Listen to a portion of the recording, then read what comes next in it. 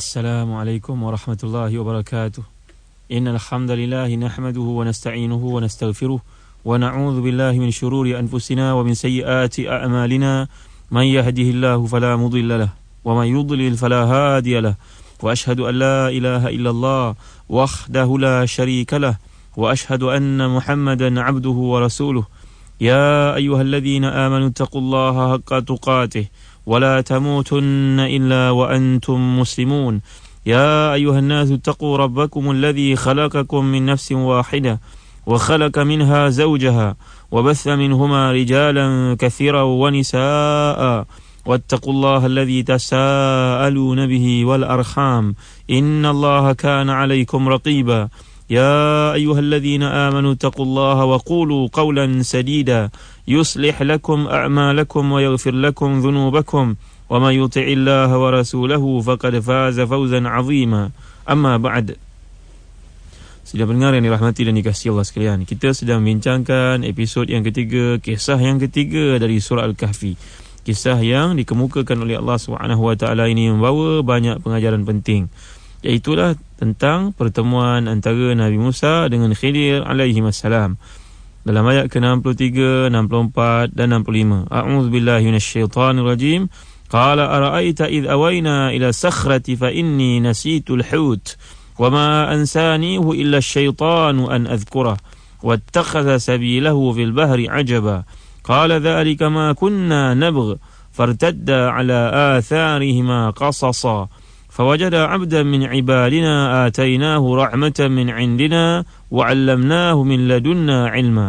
Maksudnya, muridnya menjawab, tahukah kamu tatkala kita mencari tempat berlindung di batu tadi, maka sungguhnya aku lupa menceritakan tentang ikan itu, dan tidak adalah yang melupakan aku untuk menceritakannya kecuali syaitan, dan ikan itu mengambil jalannya ke lautan dengan cara yang aneh sekali. Musa berkata, itulah tempat yang kita cari. Lalu keduanya kembali mengikuti jejak mereka semula.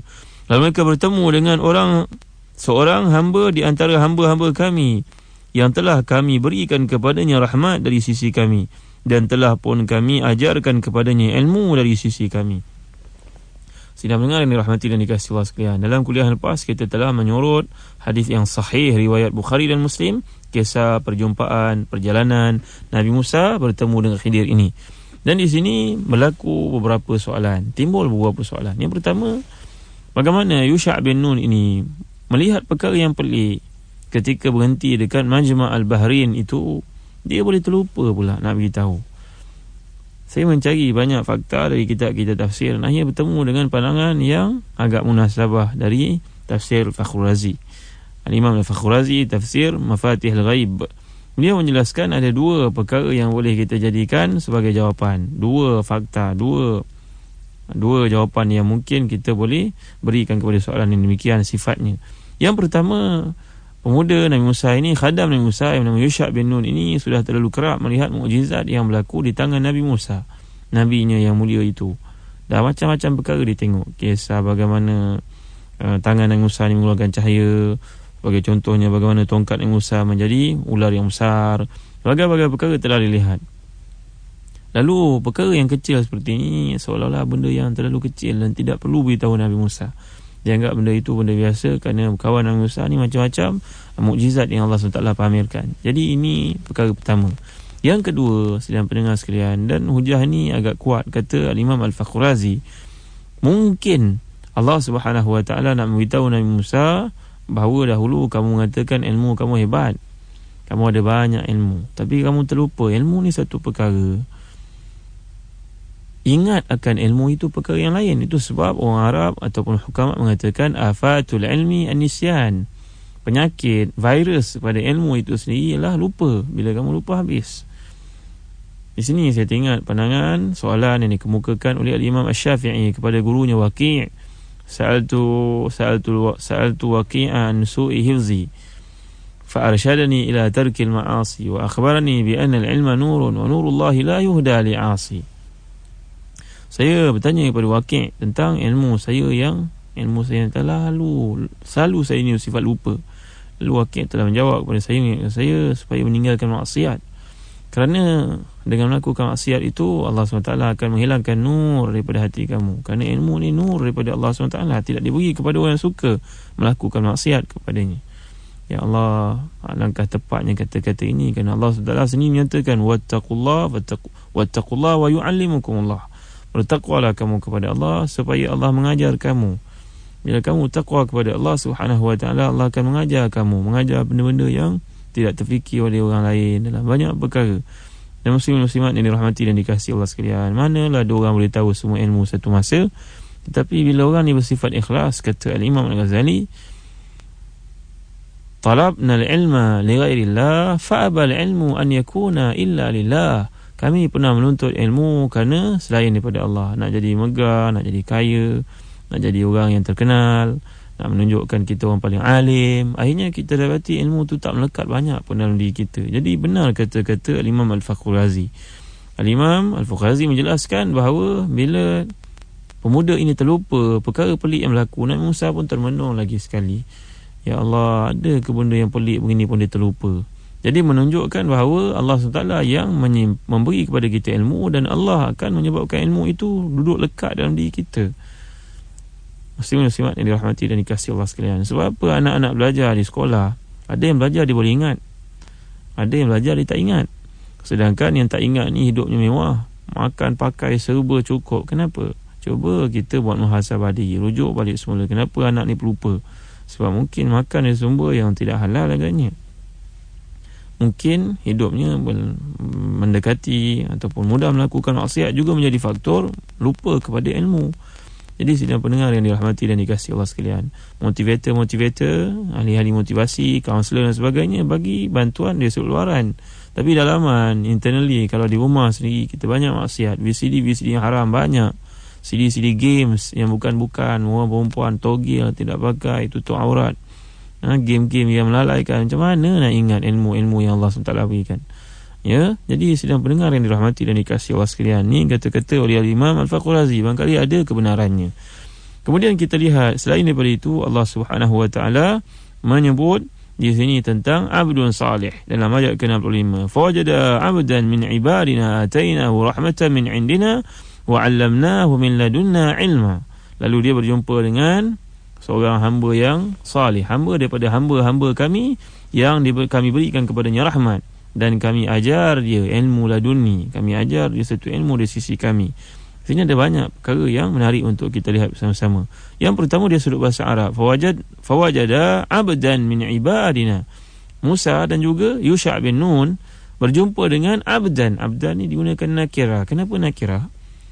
Kenapa dia gunakan nakirah di sini? Nakirah maknanya disebut secara umum, berbeza daripada ma'rifah ada alif lam. Kerana litafkhim, untuk menampakkan kehebatan orang yang dijumpai oleh Nabi Musa ini. Hebatnya kerana Allah suruh Nabi Musa berjalan jauh untuk berjumpa dengannya. Min ibadina. Kemudian berlaku idhafah di sini, dari hamba-hamba kami. Idhafah yang berlaku di sini untuk ditashrif, untuk menampakkan kemuliaannya. Hamba kami, hamba daripada hamba-hamba kami. Bukan sebarang hamba maknanya di sini, muslim-muslimat sekalian. Abdan nakirah, tetapi nakirah ditafkhim. Kemudian ibadina, untuk menampakkan ditashrif, untuk menampakkan keberkatannya, disandarkan kepada yang maksudkan sini Allah Subhanahu wa taala.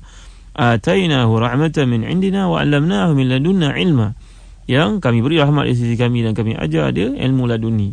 Sekarang ada satu soalan yang menarik. Kalau lihat dalam website JAKIM pun ada soalan-soalan yang dikemukakan tentang Khidir, perbincangan tentang Khidir. Cuba type dalam internet, dalam Google sebagainya, tulis Khidir, Khidr, keluar macam-macam chatting, pertukaran pandangan tentang Khidir alaihissalam. Di antara orang yang mughalah, ifrat dan tafrit. Sebaik-baik perkara ni iktisadlah muslim-muslimat sekalian.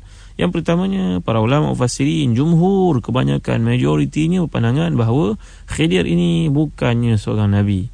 Beliau merupakan seorang abdun salih, hamba yang salih yang Allah SWT berikan kepadanya kelebihan. Seperti yang Allah SWT berikan kelebihan kepada Maryam alaihassalam, ibu kepada Nabi Isa alaihissalam.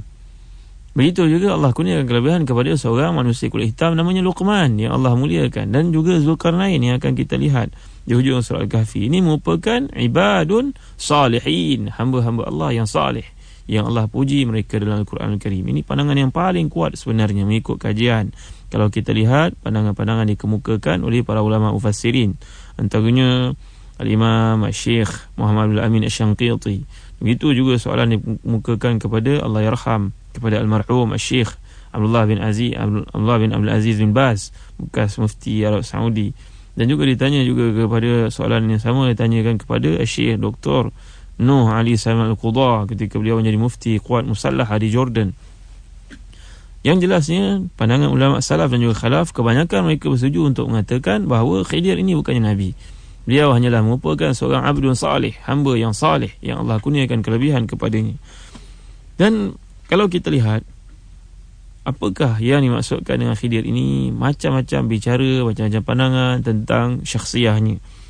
Kalau kita lihat dalam kitab Tahzib oleh Al-Imam Nawawi sendiri, Imam Nawawi mengatakan bahawa qala al-aktsarun huwa hayyun mawjudun baina adhunina wa dhalika muttafaqun alaihi baina as-sufiyah wa ahlus salah wal ma'rifah.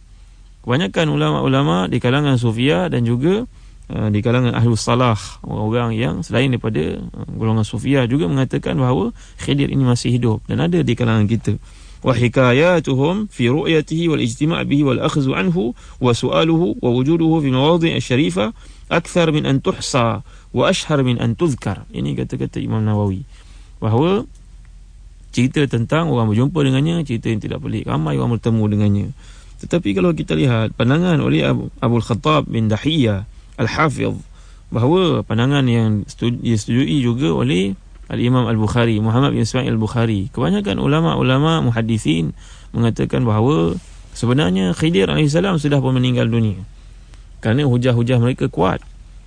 Hujah yang pertama, kalau kita lihat sidang pendengar yang dirahmati dan dikasihi Allah sekalian, Allah SWT telah pun firman dalam surah Al-Anbiya ayat ke-34, A'udzubillahi minasyaitanirrajim, dalam surah Al-Anbiya ayat ke-21, وَمَا جَعَلْنَا لِبَشَرٍ مِنْ قَبْلِكَ الْخُلْدِ وَمَا جَعَلْنَا لِبَشَرٍ مِنْ قَبْلِكَ الْخُلْدِ.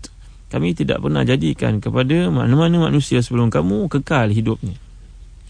Ini hujah yang cukup kuat, bahawa tidak ada seorang pun akan kekal atas dunia. Ini yang pertama. Yang kedua, kalau kita lihat pandangan yang dikemukakan oleh Syekh Jamaluddin Al-Qasimi, dan ini juga merupakan pandangan Ibn Hajar Asqalani dalam kitabnya Fathul Bari, menjelaskan isu Khidir ini masih hidup atau tidak. Kalaulah Khidir masih hidup pada zaman Nabi SAW, menjadi tanggungjawab Khidir untuk menyatakan keimanan dan berbai'ah dengan Nabi SAW dan memperjuangkan Islam. Tetapi perkara ini tidak berlaku. Jadi sudah tentu Khidir sudah pun meninggal dunia. Ada pun riwayat-riwayat yang menceritakan tentang Khidir ini bertemu dengan Nabi SAW, dan juga Nabi Muhammad SAW ditakziahkan dengan kematian isteri-isteri Nabi. Contohnya kematian Khadijah, kematian anak-anak Nabi SAW pada hayat baginda. Ceritanya semua cerita yang tidak warid dalam hadis-hadis sahih, tidak ada langsung sanad yang kuat. Bahkan kebanyakan kisah-kisah ini lam yathbut, maknanya kalau ada pun kisah maudhu', kisah yang palsu, yang tidak diiktiraf dari sudut penilaian para ulama hadis. Ini merupakan pandangan yang jelas oleh mereka. Ada pun kisah-kisah kalau kita lihat dalam dialog, dalam soalan-soalan dikemukakan muslim-muslimat yang dirahmati dan dikasihi Allah sekalian, kepada Jakim contohnya, kepada fatwa. Ada perbincangan-perbincangan mengatakan kisah, contohnya seorang yang masuk hospital, tiba-tiba pada pukul 3 pagi datanglah seorang doktor yang rupanya macam orang Cina, bertanya kepada hamba Allah ini, "Pakcik, dah lama sakit, lama. Pakcik, apa amalan pakcik sebenarnya?" "Saya sentiasa baca Al-Quran." "Pakcik kena tinggalkan Al-Quran, bacalah zikir-zikir, banyakkan zikir-zikir." Ini cerita seperti ini, cerita dongeng muslim-muslimat sekalian. Macam mana seseorang boleh mendakwa berjumpa dengan Khidir dan dia kenal Khidir AS, sedangkan dia tidak pernah diceritakan dalam hadis-hadis dalam Al-Quran cerita tentang Khidir itu sendiri? Bagaimana dia boleh menganggap berjumpa dengan orang seperti ini adalah benar dia merupakan Khidir yang berjumpa dengan Nabi Musa AS? Kata Ibn Dahiyah Al-Hafiz, peristiwa jumpa Khidir ini dengan Nabi yang sabit, Yang warid dalam hadis sahih hanyalah dengan Musa AS saja, tidak bertemu dengan nabi-nabi yang lain. Kisah-kisah yang diceritakan merupakan kisah-kisah palsu. Dari sudut penilaian akademiknya tidak boleh dipakai sebenarnya. Jadi kisah-kisah seperti ini, berjumpa dengan orang yang pelik, barangkali orang tu orang yang datang di situ kita pun tak kenal. Barangkali doktor kalau dalam kes jumpa di hospital tadi. Dan yang lebih peliknya, mengapalah kalaulah benar Nabi Khidir yang jumpa dengannya, kalau benar, takkanlah Nabi Khidir ni suruh berzikir meninggalkan baca Al-Quran, sedangkan baca Al-Quran itu lebih aula daripada berzikir, sebaik-baik zikrullah. Ini contoh kisah-kisah yang berlaku, yang berlegar dalam hidup masyarakat, yang perlu diperbetulkan. Jadi muslim-muslimat yang dirahmati dan dikasihi Allah sekalian, dan lagi satu perkara yang dibincangkan dalam tafsir Mahasin Ta'wil, Syekh Jamaluddin Al-Qasimi menjelaskan, ikhtalafa ahlul ilmi fi nasabil Khidir wa fi kaunihi nabiyan wa fi tuli umrihi wa baqa'i hayatihi ala aqwalin kathirah. Famin qa'il bi annahu ibnu Adam lusubhi aw ibnu Qabil aw ibnu Yasa' wa ghairu dhalik, wa kulluhu mimma laysa fihi atharah min ilmin, wa qad ihtajja man qala innahu nabiyyun biqawlihi ta'ala wa ma fa'altuhu an amri, lianna adh-dhahir min hadha annahu fa'alahu Allah fa'alahu bi amrillah, wal aslu adamul wasitah. Wa qila kana waliyan wa qila maqamuhu duna an-nubuwah wa fawqa as-siddiqah, fa huwa maqamun barzakhiyyun lahu wajhun ila an-nubuwah wa wajhun ila al-wilayah, wa qila innahu malakun min al-malaikah. Wa amma ta'miruhu fayruwa an Ibn Abbas annahu unsi'a al-Khidir fi ajalihi hatta yukadzib ad-Dajjal. Ni satu pandangan ahli ilmi, pandangan para ulama dalam kes menceritakan tentang Khidir, sama ada dia merupakan seorang nabi, kenapa umur dia panjang, dia ni daripada keturunan mana, anak-anak Nabi Adam ataupun keturunan jin ataupun keturunan malaikat.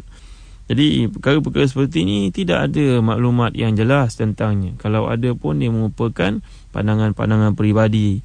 Termasuk pandangan dikemukakan oleh Ibn Abbas bahawa beliau berkata bahawa Khidir ini dipanjangkan oleh Allah SWT umurnya sehingga dia bertemu dengan Dajjal. Wallahu a'lam. Tapi yang jelas penilaian para ulama muhaddithun mengatakan tidak ada hujah sama sekali yang boleh dipegang dalam kes-kes seperti ini. Jadi muslim-muslimat yang dirahmati dan dikasihi Allah sekalian, ya baiklah bagi umat Islam, kita dalam perkara seperti ini kita tawakuf. Keberadaan Khidir bersama kita ataupun ketiadaannya tidak menjejaskan keimanan sama sekali. Madailah untuk kita beriman ayat-ayat yang diturunkan ini, kisah bagaimana Nabi Musa AS menuntut ilmu daripada Khidir, cukuplah setakat itu sahaja. Adapun perkara-perkara lanjutan yang dibahaskan di masa ke semasa itu tidak perlu. Yang perlunya kita ikut apa yang dianjurkan oleh Islam, ditunjukkan Nabi SAW, itulah dia jalan selamat sebenarnya. Jangan kita dalam perkara-perkara semikian mendampingi golongan yang sesat. Alangkah baiknya sedang pendengar sekalian yang berkesempatan supaya jangan tersesat jalan dalam perkara-perkara seperti ini, eloklah berdamping dengan ahli ilmu yang benar-benar kita yakini latar belakang menuntut ilmunya, yang benar-benar ikhlas, dan rujuklah kepada mereka yang berkeahlian. Contohnya jabatan-jabatan kerajaan seperti JAKIM contohnya. Kita type JAKIM dan pergi kepada fatwa. Lihat gerakan-gerakan yang menggunakan Khidir sebagai polisi, sebagai portfolio, sebagai asas mereka untuk bergerak, memasukkan ajaran yang tidak ada, yang tidak disuruh dalam Islam, dan akhirnya membawa manusia kepada kesesatan. Di sana ada berbagai-bagai golongan yang mendakwa berkaitan dengan Khidir. Perjuangan mereka disokong oleh Khidir AS sehingga menyesatkan manusia, dan menjadi mangsa adalah orang-orang yang jahil yang inginkan jalan shortcut untuk mendapatkan ampunan Allah SWT. InsyaAllah perkara ini akan kita bincangkan dengan lebih lanjut dalam kuliah akan datang dengan izin Allah SWT. Wallahu a'lam. Wa sallallahu ala sayyidina Muhammad wa ala alihi wa sahbihi wa baraka wa sallam. Wassalamualaikum warahmatullahi wabarakatuh.